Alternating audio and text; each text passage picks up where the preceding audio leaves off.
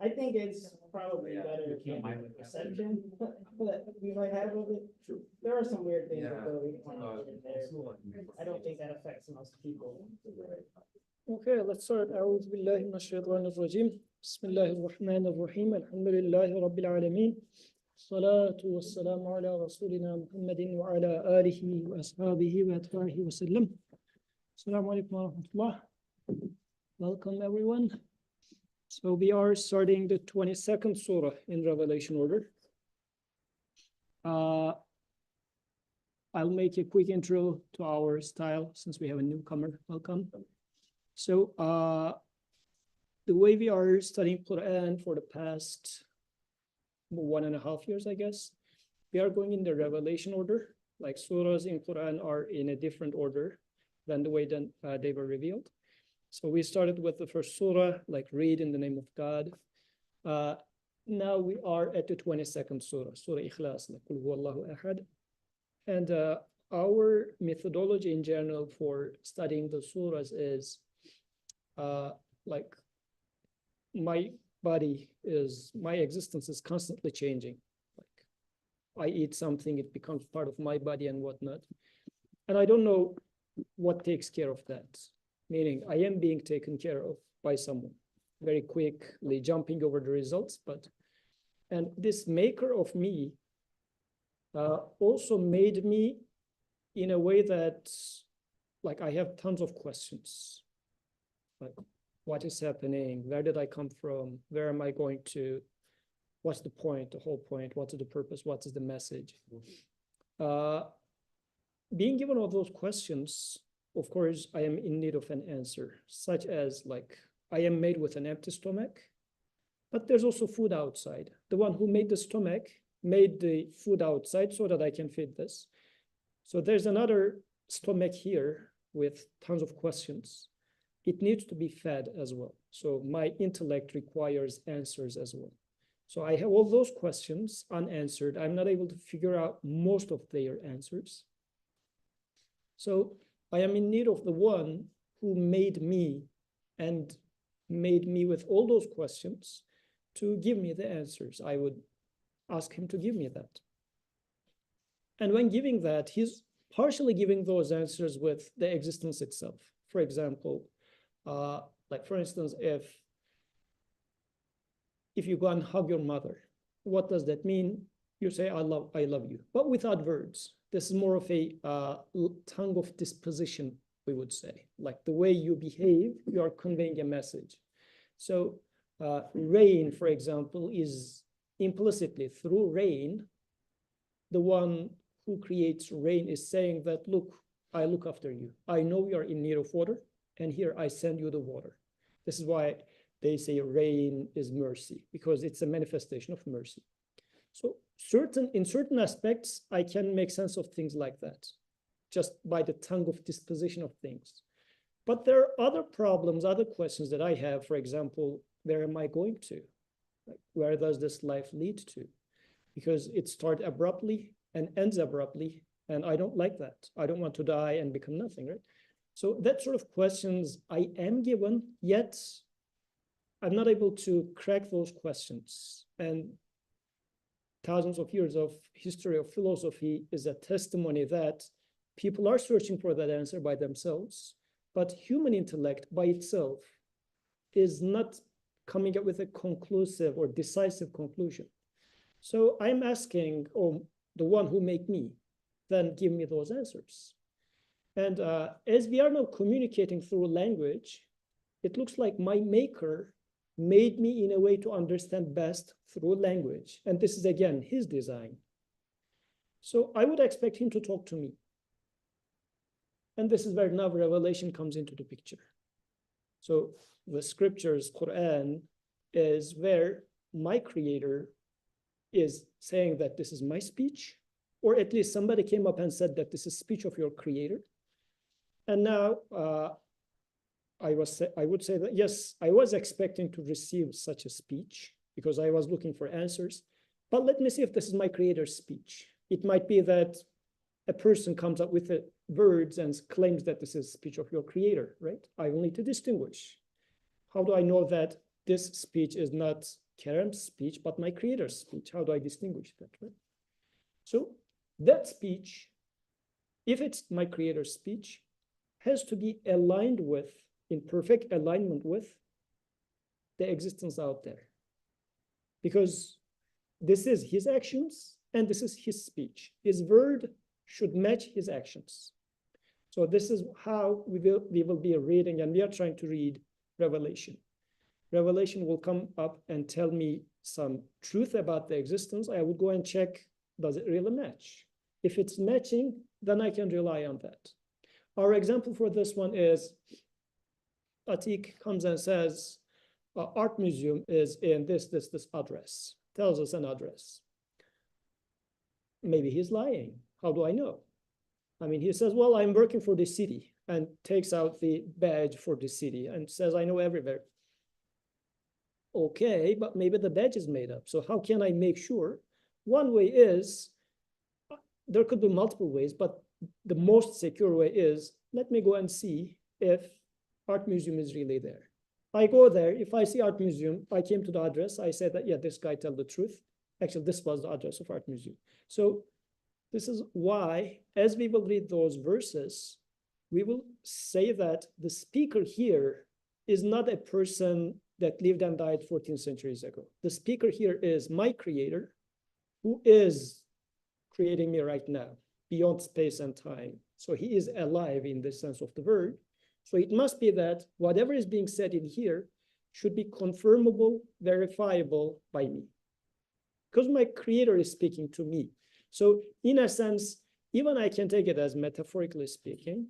I can even say that, again, metaphorically, my creator is as if in this room, 2024, Philadelphia, speaking to me in my conditions.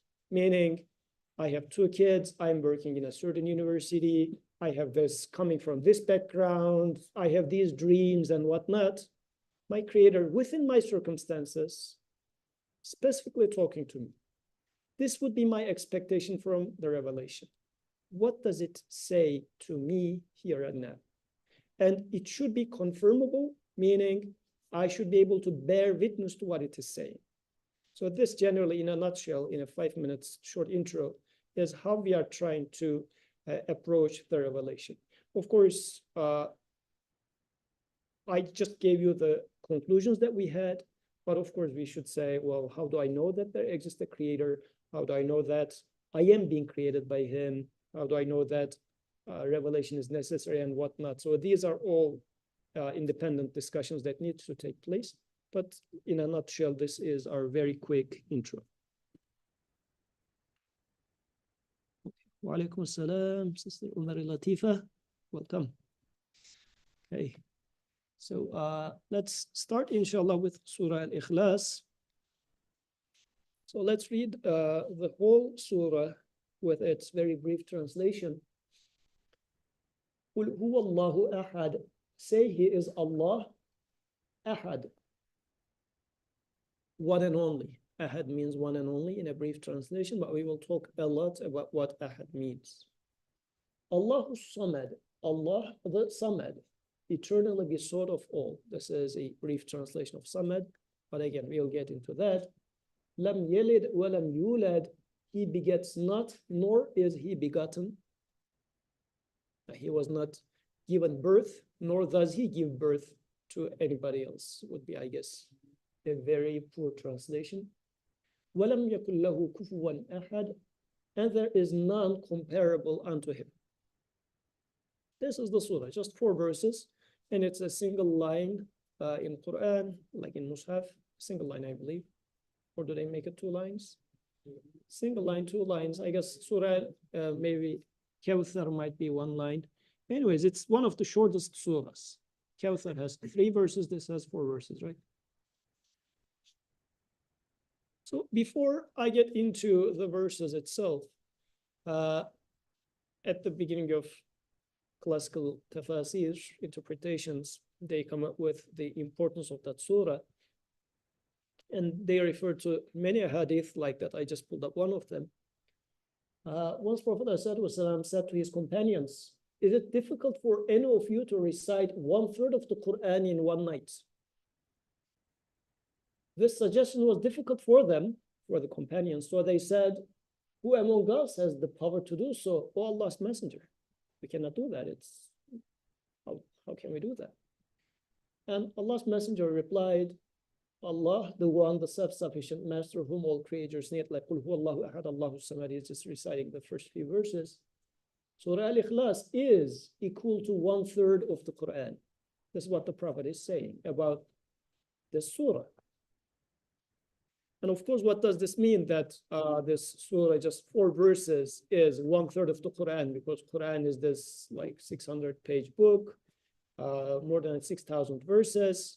How come that 6,000 verses are comparable to those 4 verses as 1/3?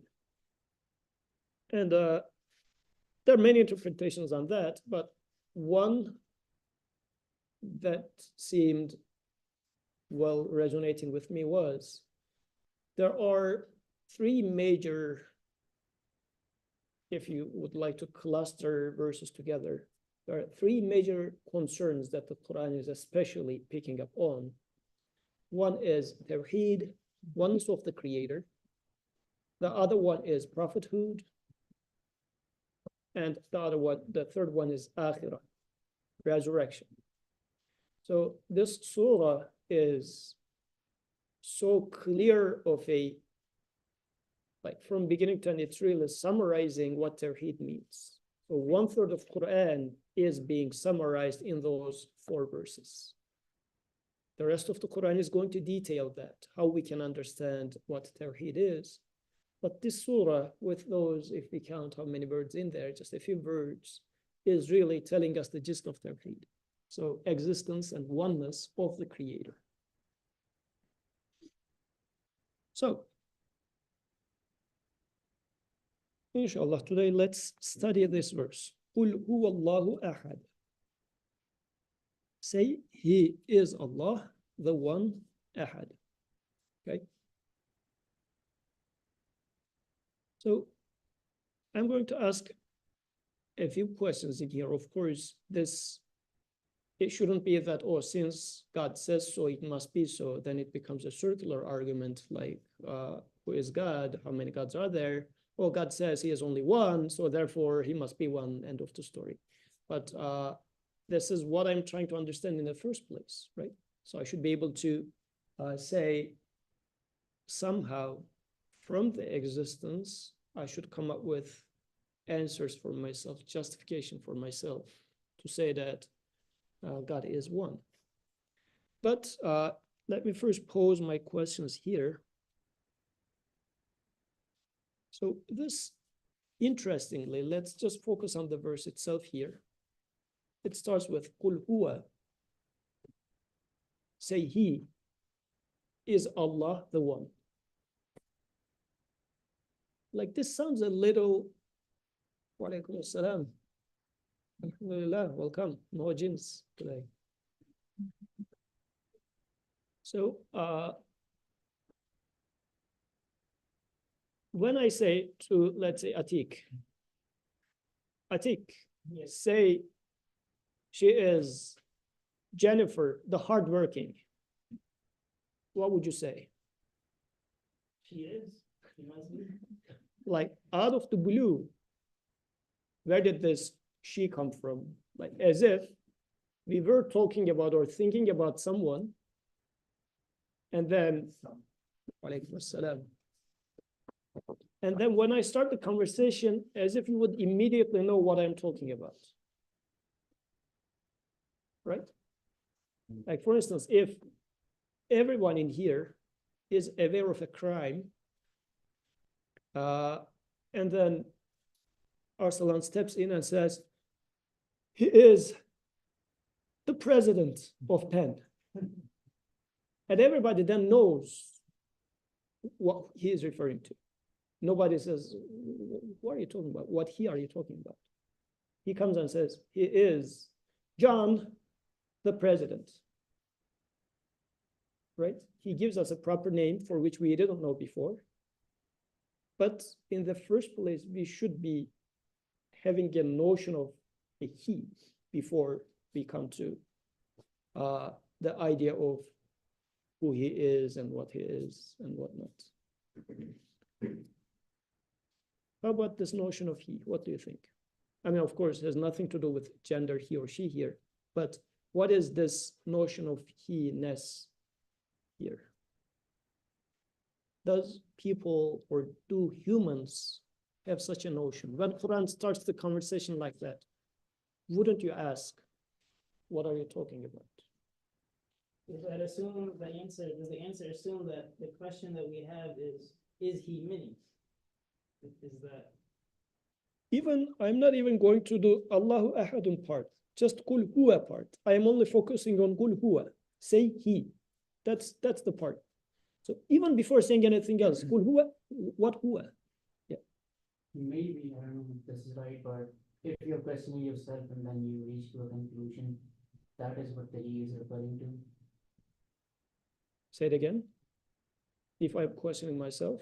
If you question something like, how is this happening in my life? And at the end, you reach towards an end that you said, like, okay, there is someone who is taking care of everything around me and me as well.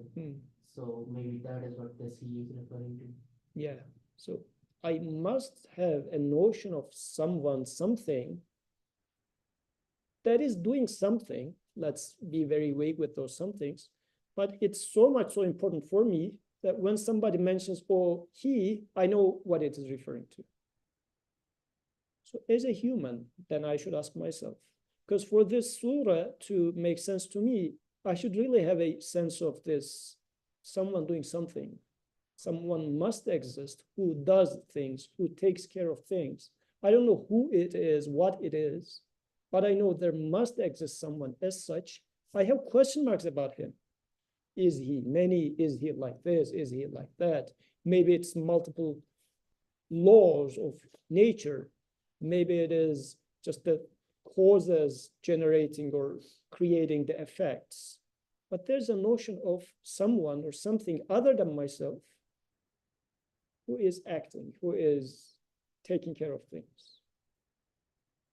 Yes. I think this is also like reminding me of how like when we're young, like we're very curious and we question everything. Like how does that happen? Who did that? So it's sort of like very fitrati, you know, to be like, how did all of this start? Who is the one behind all of this? So this seems like an answer to that, you know, overarching question. Mm-hmm. Yeah, there's this, if there's an action, there must be a doer. I'm not doing it. Then who does it? There must be someone who does it. And there are things that I don't care about who does it, or maybe I don't even notice, but there are things which are becoming important things in my life.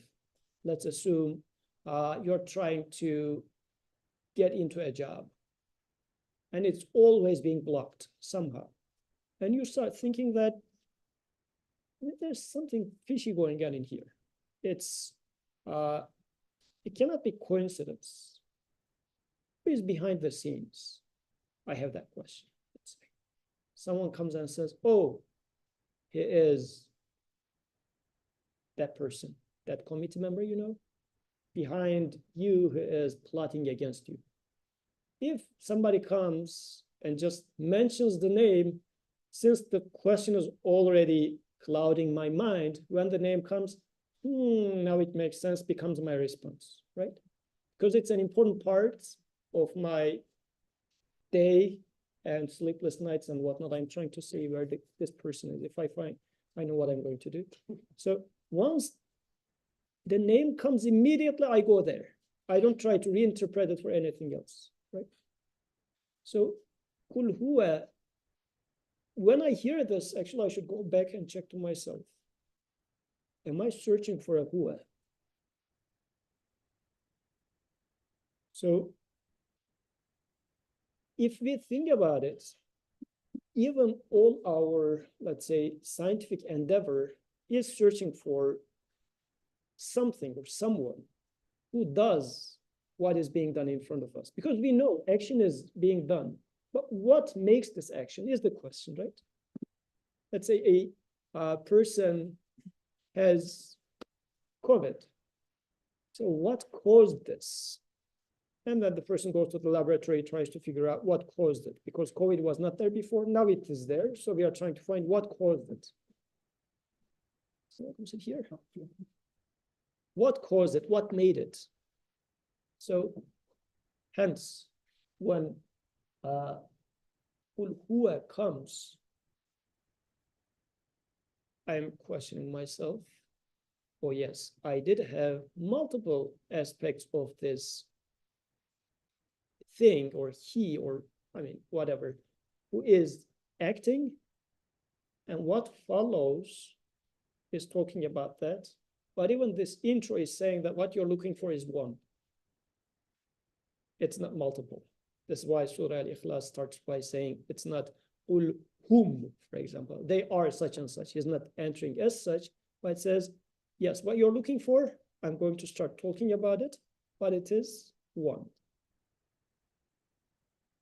In this sense, right as we step into the surah, oneness of the Creator is being mentioned from the very beginning of the surah. Even we didn't start talking about the word ahad yet. Okay. Yes. How do you know you didn't get a deal? The- A 3-for-1. Yeah, then we'll see ahad. Yes. I think it could, like, what would also be linked to ahad, in the sense that if people are already have this notion of ahad in their head without realizing it per se, but they could be like, oh, who is behind everything? And then, you know, the verse, it seems like it's in response to that. Mm-hmm. Yes. So, and one thing that we discussed before, since we have been talking about Falaq and Nas, all of them are starting with Kul, just for the sake of completeness, as it starts with say here, as we mentioned before, it's not simply saying that utter these words, but it is saying that hear this, understand this, digest it, accept it, so much so that it becomes your result as well, so that you can speak it out too. It's not simply saying that just utter these words. So when Quran talks about say such a thing, it is saying that I'm going to introduce a conclusion to you, but you need to go through the process of confirming that so much so that it becomes your truth, and now you can speak it out. Because it's not simply entering your ear, coming out of your mouth, but the process needs to happen, right? You process it, you digest it, you accept it, then you start speaking. Yes. So, when you just say Huwa, it may sound kind of like arbitrarily cut. Because when we look at the translation, it says, say he's Allah. As if what is being said here, even as in he's Allah. But as you said, I'm just trying to, to highlight something you already said. When we cut it here, it's not an arbitrary cut, it's intentional emphasis on something, which is Kul Huwa itself is one main fragment, main part of this art. So just because the translation gives you one type of interpretation, which is He's Allah, it doesn't mean this is what is written there. So when you look at it in Huwa, and you can, and grammatically as well, you can cut it there and say that this is one sentence, and then Allahu Ahad is another sentence. Or you can take it as one giant sentence and so on. But the main thing here is when it says Kul Huwa, it also comes with many negations that we should be thinking. So it doesn't say, for instance, say money. It doesn't say your father. Say your genes. Say heir, say son, whatever. Whatever you've been thinking as your loads. He's not counting any of them there. But it says, forget about them. Say only Huwa. So when Quran says say Huwa, we discussed this many times before, this full part. Okay? It's not, it doesn't mean recite. Okay, repeat after me. Right? In Turkish culture, we have this joke that you just tell somebody, repeat after me, Ashhadu an la ilaha illallah, and then they repeat and they become Muslim. Okay? So it's not like this, just inviting you to repeat something, to recite something. It says, because you've been living the life in a mode that you've been so concerned about everything else. But your attitude, your stance in this life should be about Huwa. That's what it means fully. Look at yourself and realize that the life is nothing but Huwa. Everything you see, everything you look, you should see Huwa. That's what it means fully.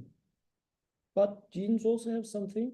Sorry? But genes also have some effect. No, No. it's just Huwa. Okay. Only I should say him, not genes, not. Just, yeah, I thought you were talking about gene. I couldn't make the connection. DNA. Yeah, DNA, yeah. Yeah. He said, no, Huwa. Of part Birkan, you should also take from the historical perspective. This happened, that. No, Huwa, that's all. You had a fight with your wife, it's not about your wife, it's about Huwa. Your father told you something so nasty that you cannot live with it. It's not about him, it's Huwa. What you are experiencing. Everywhere you look, you should be seeing Huwa. That's what it means, so powerful. When Quran says, Kul Huwa, I should be so, the shake, like a shaken. It means it's only Huwa and nothing more. Am I living the life this way? If not, then the rest will not make much sense. So you have to go step by step with Quran. When it says Kul Huwa, you have to check yourself. Is it really Huwa for me? Or do I see trees there? I see my friends and so on. Is that so? Or am I only seeing Huwa? If not, I should read it again. Kul Huwa, until I say Huwa. So then can we say that as it is like in a seed? Seed is a seed, like an atomic thing, but it opens and opens, it becomes a tree and whatnot. But again, everything is inside a seed. So Huwa in this case is the seed which explains or answers all the questions that I am asking for. It's a single atomic expression. He, everything else is going to detail what he is, but the answer is actually he. Yeah. Why did I have a fight with my wife? Or why did I succeed in job? Or why did I get sick? Whatever. The answer would be, or at least should be, he in this case. So there's a saying that they attribute to Imam Ali. So he says, knowledge was a point, or a dot, or a point, and the ignorance increased it with their questions. So to me, a proper understanding of that saying is, knowledge is really Huwa. That all the answers is really boiling down to one answer, which is he. But what do you mean by he? Oh, Huwa Allahu Ahadun, Allahu As-Samadun. So then those more extra explanations will come because of my ignorance and not being able to figure out what Huwa means.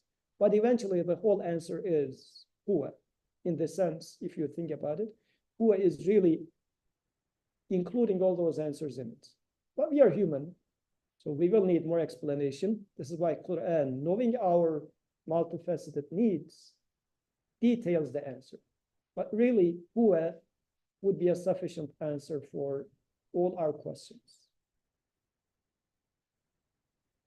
I have one example, but I think Khalid was raising his hand. Yes, so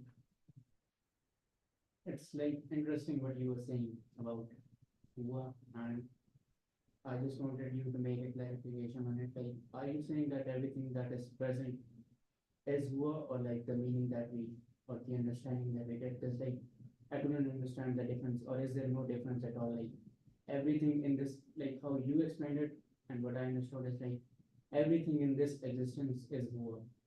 Is that what you were trying to say, or was it something else? So You go ahead, I have one example that may clarify that. go ahead with your example. So we can make like a theological arguments about that, you know, this shuhud and so on. But before going there, what I mean, like I'm walking with my daughter, going to school, and she's asking me, and this happening really, she's asking me, oh, Daddy, why we feel cold. And I'm about to give the answer, which is, you know, right, the skin, conduction, the air, and all this stuff. I'm about to give the answer, and I realize that it is not the real answer.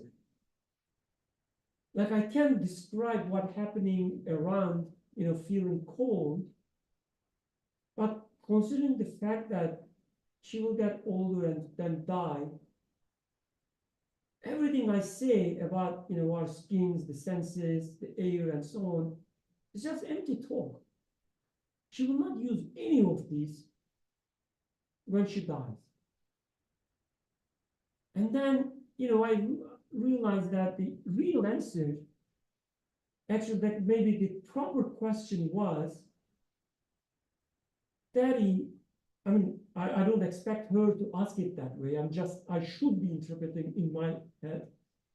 Daddy, the one who created us and put us here, why do you think make us feel cold? That was the real question.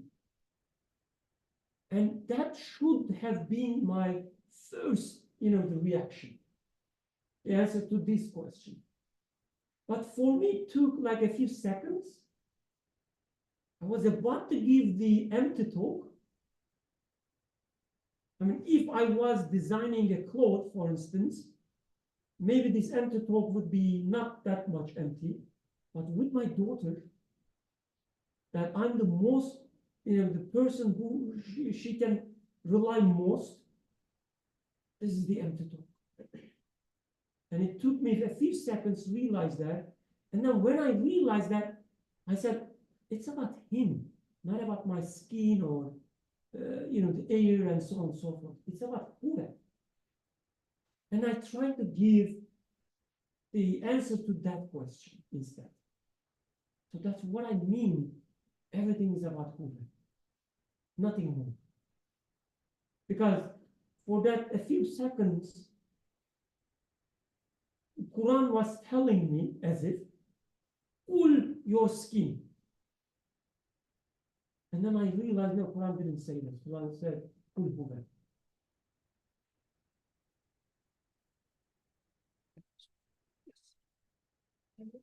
I don't know if I'm thinking of this correctly, but if we take the example of you and your daughter, and if you had answered skin, there'll still be more question, right? Like, what about the skin is making me do this? And okay, then you get to this, like, another level, then another level, but ultimately you'll never be able to actually finish because there's still more to say.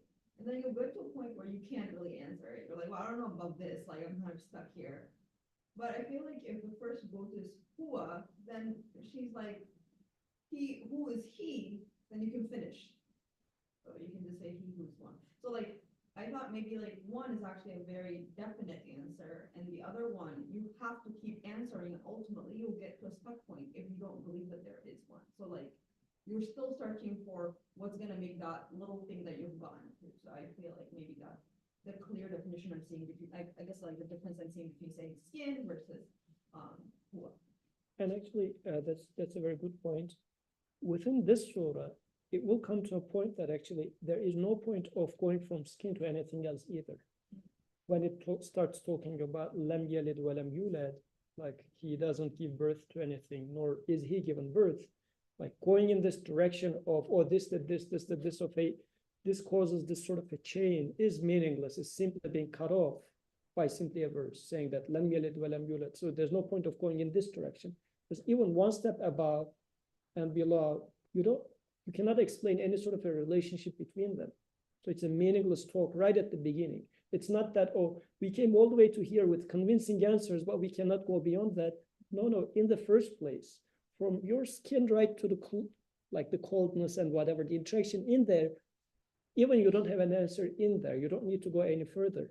So this is why right at the beginning, this is by cutting off, saying that huwa, it's just one they are talking about.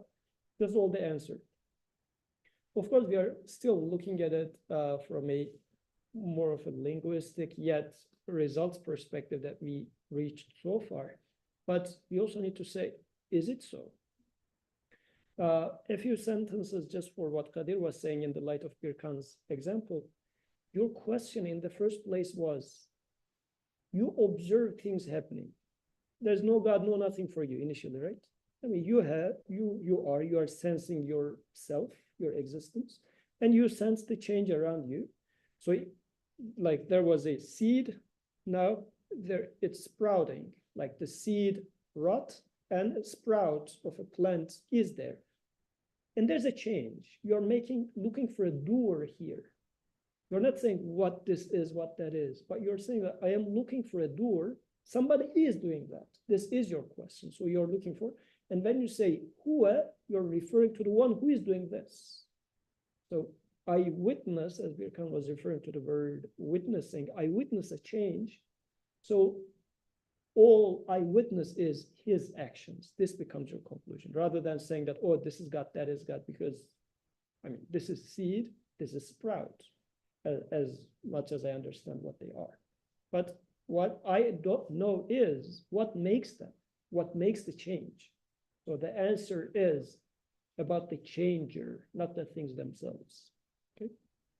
That's a great point. Like the current education we've been through, all of us, there is no place for any huwa. I mean, Arabic, you can use huwa for it as well, but I'm not talking about that. What we've been taught is, first thing, you have to discard yourself from the equation, right? Which is called, in a primitive way, the objectivity.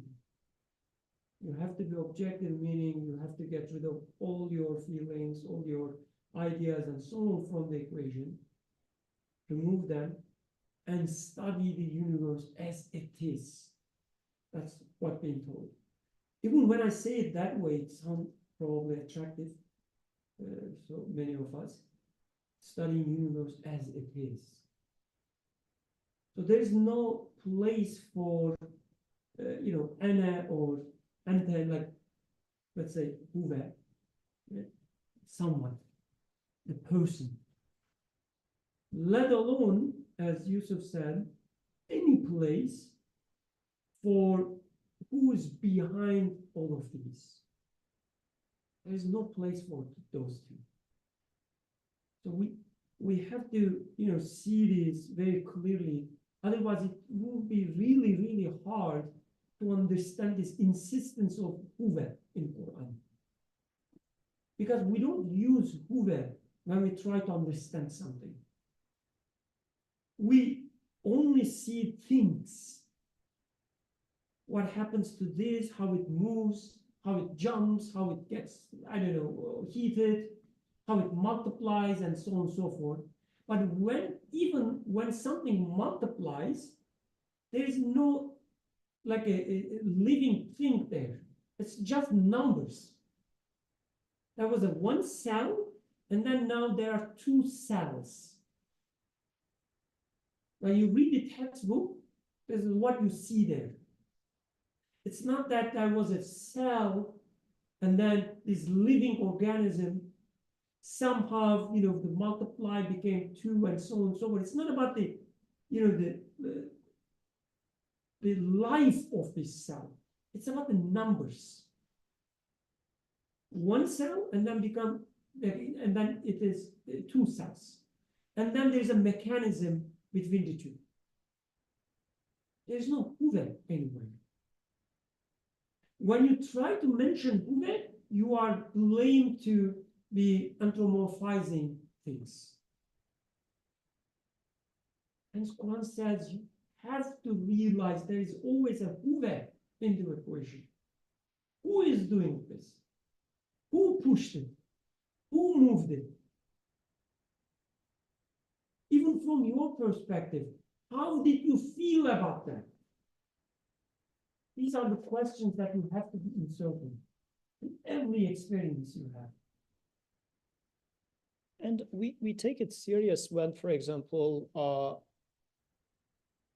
I don't know what would be the proper example for this culture, but let's say you went to your workplace or dorm and you find a bullet placed on your desk. That's a death threat in our culture. Somebody is trying to give you a message. Let's say you try to unsee it, just throw it to the trash. Tomorrow you see another bullet on your desk. Third day, what would you do? Immediately call 911. I'm receiving death threats. I don't feel secure. And the university's president will send an email to everybody saying that anti such and such is raising in our campus and whatnot, as it is nowadays happening a lot. So you would take it serious. Somebody is behind it. It's not simply, I don't know, whatever is the mechanical properties of this bullet. You would care the least about it. You don't really know where it is manufactured. It's not the point. Who put this here? And then Atik steps in and says that, oh, here's Mustafa. He doesn't need to say more. Like he starts, here's Mustafa, the radiologist. And then you say, oh, this is immediately, because your world is all about that message. You cannot ignore who is behind it because it was not there before. Now it is there. So this is the idea. Then comes Allahu Ahadun. Qul huwa Allahu Ahadun. He is Allah, the one. So a few things to say here. And after we'll need to go back, and it looks like we'll spend some good time on the surah. But if Atik comes in and says, he is Mustafa, the radiologist. So like name itself is a name. Mustafa, Ahmed, Mehmet, whomever. But more important than the name itself, name is just to identify someone. But the someone is what you are worried about, not his name. Like if his name is Jack, but still he is the guy who puts the bullet in your room, this is what you care about rather than his proper name. But proper name is just to identify him so that when you refer to him, you will know who we are talking about. But what we are more concerned about is where he is coming from, what motivated him, what was the point about him. Oh, he was my competitor. This is why he put this bullet over there. Now it makes sense. This is a type of information that you would be interested in hearing. Otherwise, just giving statistics about how many letters are there in Mustafa's name, you wouldn't care. Quran is talking about Allahu Ahadun and immediately starts telling me, okay, here I am teaching you the proper name Allah, but then it is Ahad. This is what is important for you. Because I was having questions. If I think about it in this life, where did I come from? Where am I going to? I have a lot of needs. From whom shall I ask? Like, from whom shall I ask is a question that I have. Like, in order to get into the job, how many people do I need to beg from? How many doors do I need to knock, right? Whom shall I please? And the answer is Ahad. He is only one. You don't need to go to multiple doors. This is a relevant answer for me. And I was looking for such an answer, describing, and this is an answer that's relevant to me, but also it should be matching what I am observing in the universe. What this is saying is, Atik found a bullet in his desk. I found another bullet in my bed, right? We both are concerned about what's happening in here. Are they different people who are putting bullets in different people's places? Somebody comes and says, no, no, it is one. The one who put bullet on your desk is the one who put bullet in my bed. Like, huwa ahadun in this sense is giving me a relevant answer that I can make use of.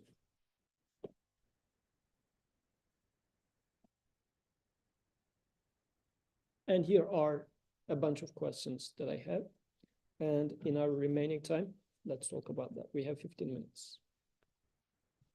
So what does God being one mean? Is it 1, 2, 3, 5, but he's only one? Like, is it describing a quantity? What would happen if it was 2? What does it mean that it is 1? This might be a repetition for some of you, but let's make that repetition because just so that we revise our understanding and try to see the big picture once again. What does it mean that God is ahad, and what is the evidence for that, Atik? Because he is one means there's no chaos, there's a, unity in all things. They're all maybe related, they're not conflicting interests. If there was 2 or 3 or more, there would, we would see some sort of conflict, potentially chaos, but it is not. If there were 2, there would have been chaos. Do you agree with that? There are 2. There are 2.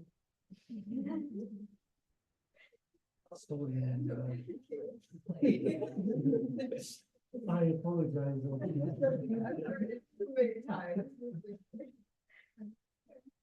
Yeah, that is how I introduce myself. Yeah, I agree. I think that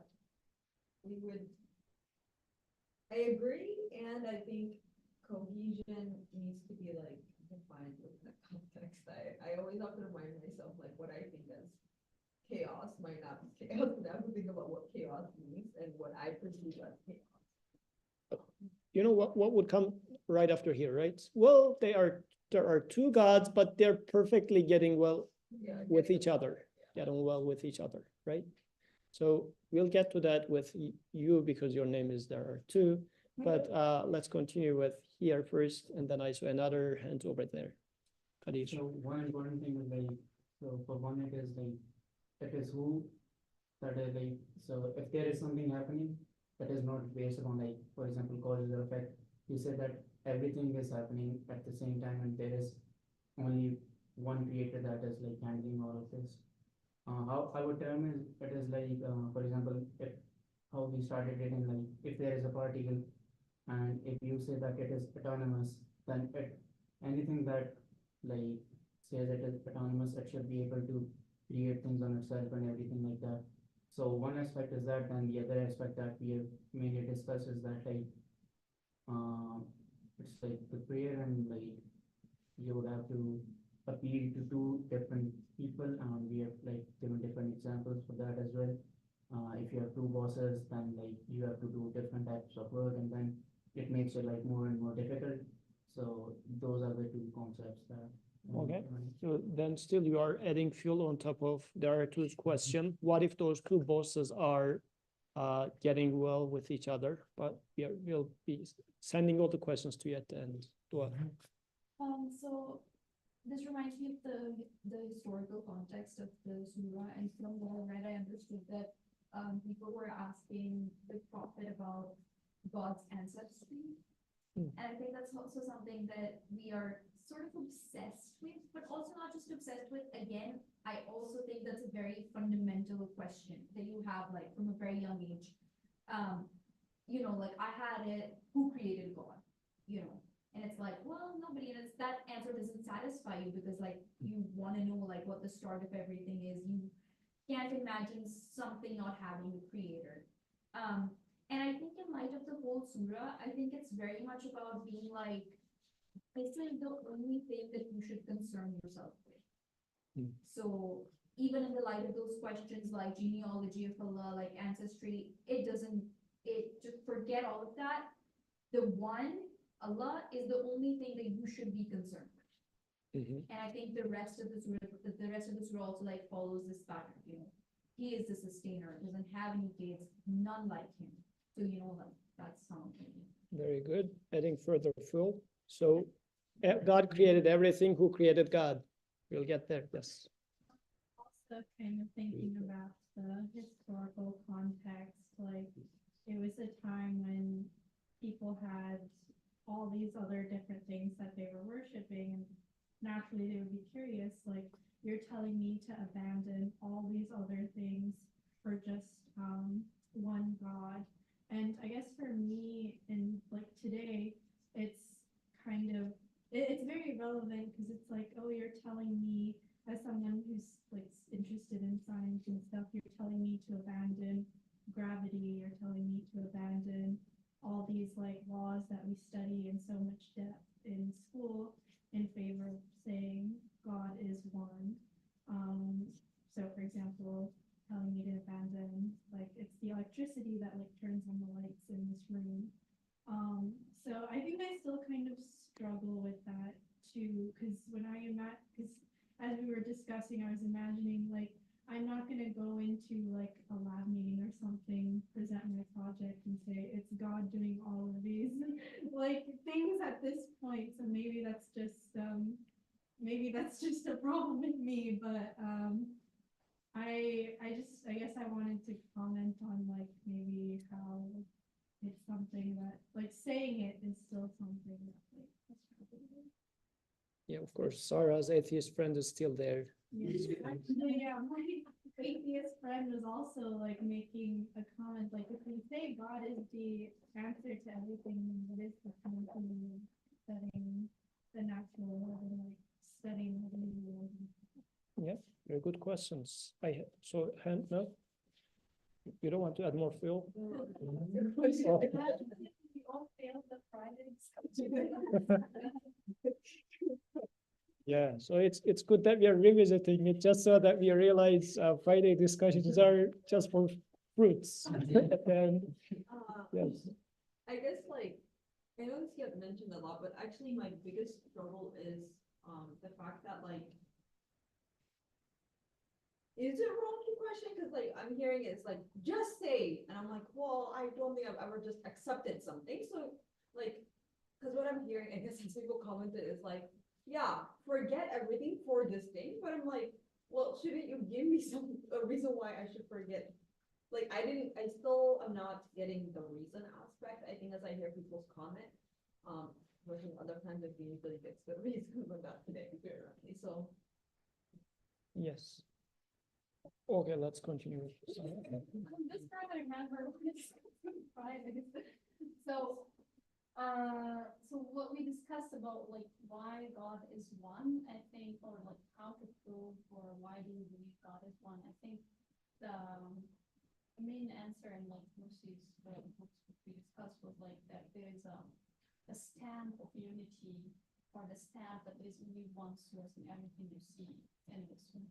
So we go back to the example of like human beings, also although they are like diverse and you know they look different, they have different colors, but you could see that just by looking at their faces that there's one maker to these, like to all these faces or to all these bodies. So this is one example. Even for other like creatures, we could see that. Even if we go deeper to the what we discussed again, like even at the cellular level, we're all the same. So some people would go back to evolution or whatever. But like this is our there's a stamp that there's unity here, that there's one source of all of this that is maintaining this also. And we talked about that. So, for example, because like we believe God is one, and His knowledge is passing everything. So we talk about the seed, for example, when the seed is growing, this like whoever is making the seed germinate will know like also what's coming from the seed and will know what comes later and what was before, you know, from the seed to the fruit all the way. And the idea that there's like, let's imagine that there's God and then he has another like God, you know, like sub-God thing, like monitoring the whole process, let's say, it's kind of like useless. Like there's no point if you have like one God whose knowledge and capacity can encompass everything. There's no need for the presence for like another God, like the No need, no evidence, evidence. no Yeah. point I to forgot the term that you use. Yeah. arbitrary. Yeah, no, but there's so I know arbitrary is something else. Like I will look it up again. But yeah, something like that. Okay, good. Yeah. Well, and yes, actually, for the past, I don't know, 2 months or so, on Friday discussions, what we were talking about is this. But where did it start for the Friday discussions? Like there was this representative of unbelief, which was claiming that there are multiple explanations for that. It was saying that either I come up with the idea of laws, natural laws, or by chance, or no, things themselves are doing it. Particles are acting by themselves, all different sorts of things, which is right the opposite of ahad, huwa being ahad. And we were saying that, well, it doesn't work. If it had been like this, I wouldn't be observing what I am observing right now. So this is not a plausible answer, or more so, it's an impossible answer. It doesn't make any sense. But as I read this verse, actually, this should intrigue me to seek for such a journey, or to embark on such a journey to search for that answer, because it's an interesting statement saying that who you're looking for is one. Really? But the one who cooked the food, the one who is raising the sun, and also the rain, and also what's happening in the cellular level, I don't know, galactic, everywhere, only one? Yes, he is one. Then I need to go and question, is it really? This is saying that art museum is at such and such location, but I need to make sure that this makes sense, because now this existence is here and it should testify to one. If this is speech of the one who is making this, then it would match. Dua, you had a comment there. Correct me if I'm wrong, but we talked about how there's a difference between ahad and wahid, and from your understanding, which also made sense to me, ahad meant, I could have them swapped, but ahad I think means different things in one big system. So for example, the caretaker of different feelings within one system, meaning me. And then Wahid is the creator of the same thing in different systems. So feeling of mercy in me, feeling of mercy in Kat, and in everywhere in the universe. So for me, like, I think that understanding of Ahad for this surah is also very important, because I feel like it directly links to then the second verse, which is Allahu Samad. So in order to be a Samad, you really need someone who is able to handle all these things that are my needs, right? And I feel like also, like, this surah to me is very much about God's relationship with me. And it is very much a good news for me, in fact, because now, if I look at the historical context, I don't have to appease Lat one day, Manat the next day, Uzza the third day. I just have to know what this one God wants from me, and that is enough. And I can look to one God who doesn't have any limitations, because, you know, if you have a God of rain, I can't ask that God for, you know, that for something else. I have to go to someone else. So I have to please all these people. But when you have one God, then you just have to look at what that one wants from you, and he's the only one you turn to. So it, for me, is very much like a one-to-one relationship, and it is very much like an easy way out and a good news for me. Exactly. So it has a practical outcome for sure. It's really, it resonates with me, my needs in this life. I wouldn't like to beg before multiple things. If this actually is the case, definitely it's great news. But that was a good point that you made about ahad. So let's take it back to our example. If I am seeing a bullet in my desk, and then Atik is finding a rose in his desk, and then Mustafa is finding a pie on his desk, And then somehow, if I come to the conclusion that it's ahad, meaning it was being done all by the same one, then bullet on my desk, rows in there, and pi over here, coming from the same source means they need to be explainable together, which means like one is sign of a death threat.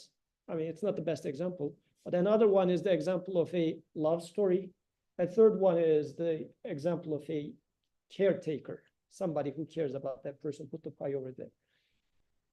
It must be that then, since the one who put the bullet over here also loves and also takes care of someone, I would be able to see the caretaker and lover in this bullet as well. Since the doer is the same, it should be explainable. It cannot be that there's no sign of love over here in this bullet. Like when he was putting the bullet here, he was 100% of a hater. There's no such thing. If it is, ahadness is there, then I would see that, I mean, in my very poor example, I would be able to see a mercy, a love aspect and a mercy aspect in this bullet being left on my desk as well. This is what ahad means. Do I see it in the existence is the question. Like when I see a newborn baby, I observe mercy, cuteness. How about death? Do I see mercy and cuteness in death as well? Ahad means wherever you look, you will see the same signature. Because the same one is acting in newborns and also death. In the sunrise and the sunset, signature must be belonging to the same one. So the qualities you observe and you conclude with in the sunrise would have bits and pieces. I mean, of course, when you look at a newborn baby, the biggest message comes to you is mercy. When you look at death, it's a total different, biggest message. But this doesn't mean that death is going to be lacking mercy altogether. No, if the maker is ahad, then the signature needs to be explainable. It shouldn't be that, like, for example, if Atik is a person that I trust because of my relationship with him, and then Atik does another job somewhere where he is treating somebody 100%. What would I say? Like if they say, oh, somebody is killed over here and Atik is the guy, I say, I mean, if we are talking about the same person, no way. Like being trustworthy this much and killing someone, it doesn't match. So ahad means the same pattern, same doer is behind all the actions, meaning you should be able to then observe all those qualities behind all the actions if you pay attention to. And the example for that was like a water droplet. A water droplet is a perfect mirror for the sun, and also a huge mirror is reflecting the sun as well with all 7 colors. Like being water droplet, a small mirror, doesn't mean that it's going to hide some of things. It might be that your mirror is green, so it's going to be reflecting green color more, but still the rest of the colors would be there. So it's not hidden altogether. Still it is there. Ahad is being manifest in there, but certain names or certain colors are going to be manifested. So Qul huwallahu ahad means look at the existence. You see a pattern in birth of a actually, let's go back to Falaq, as we were discussing 2 surahs before. It started with Qul a'udhu bi rabbil falaq, and then we pulled up 3 verses from Quran where Falaq is being used. And actually, they're beautiful, right next to each other, 2 verses. One was saying that Faliqul habbi wan nawa, the splitter of the seed. And right next verse was saying Faliqul isbah, the splitter of the morning. The Creator was saying, or reminding me that it is the same action. When the seed is split and the sprout comes out, it is the same one is splitting the seed, the same one is cracking the night and taking the day out. It is the same signature. So don't you see that? Ahad is taking me to that. And inshallah, let's keep discussing how we conclude to that more from the creation on Friday. And we can pick it up next week from here too. But for this Friday, just as a reminder, Birkan is going to take us with a discussion about evolution. Yes. And there are two, and Sarah also, since they have. I didn't know either. I didn't know either. I mean, they will bring in questions from their atheist friends. Okay. سبحانك لا علم لنا إلا ما علمتنا إنك أنت العليم الحكيم وآخر دعواهم أن الحمد لله رب العالمين الفاتحة.